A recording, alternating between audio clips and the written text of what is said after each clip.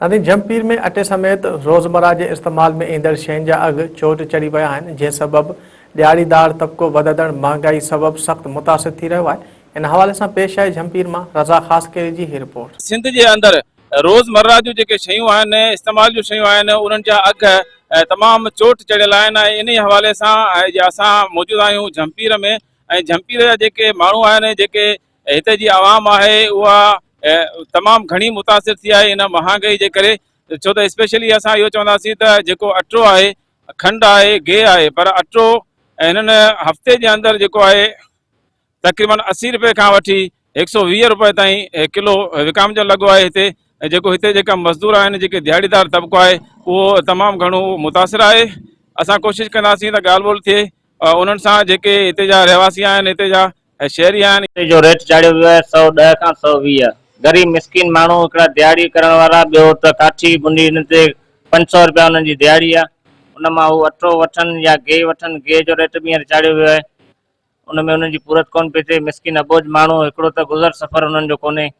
हेॾां भाई वेठो मल्हा, मच्छी मारण वारा, किलो मच्छी जो मारींदा आहिनि, 500 रुपया हुननि खे मिलंदा आहिनि। हाणे 500 रुपये में ही छा कनि, कहिड़ो सामान वठनि? उन में बीमारी सिमारियूं बि आहिनि। इन करे महिरबानी करे ही जेका महांगाई कई आहे, इनखे रोकथाम कई वञे। जेको आहे हाणे चोथों ॾींहुं जेको 80 रुपए किलो अटो मिलियो पियो, इहे 110 120 रुपए ते वञी पहुतो आहे।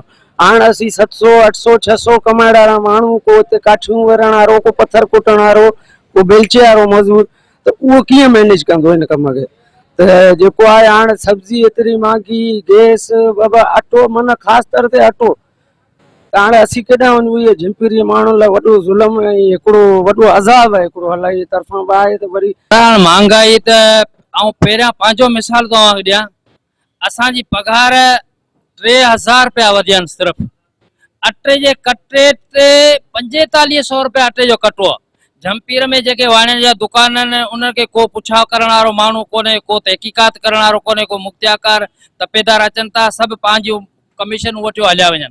फुर्जूं असां ग़रीब फुर्जूं पिया, 4500 रुपया अटे जो कटो आहे, माना 120 25 रुपया किलो वञी थियो। असीं अटो किथां वठी पूरो करियूं? अटो महांगो पियो विकिजे।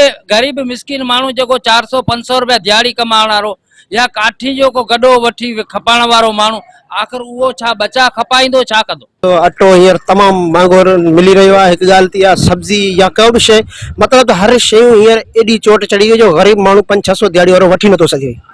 एॾियूं हालतूं ख़राब थी वियूं, माण्हू परेशान लॻा पिया आहिनि। अलाह रहम कंदो वधीक। असांजे चवण इहो त महिरबानी करे अटे खे सस्तो कनि, भला 2 वेला माण्हू मानी खाई सघे। माण्हू त वॾो ग़रीब आहे, सभु मिसकिन। छा आहे, मच्छी जो कमु आहे, त मच्छी वारो माण्हू त छा 110 रुपया किलो अटो आहे, किथां पूरी कंदो? वॾी महांगाई आहे, दरबदर माण्हू आहिनि। असां मच्छी वारा माण्हू मल्हाऊं, हाणे मारियूं किलो मच्छी जो, मच्छी किथां कमु असांजो हले? हलंदो ई कोन। वरी महांगाई आहे, ज़ुल्म आहे असांजे मथां कहर आहे। बाक़ी हाणे इहो सिंध गवर्नमेंट खे खपे, अटो रुगो सस्तो करे न, त माण्हू खाई बचाव सुखियो।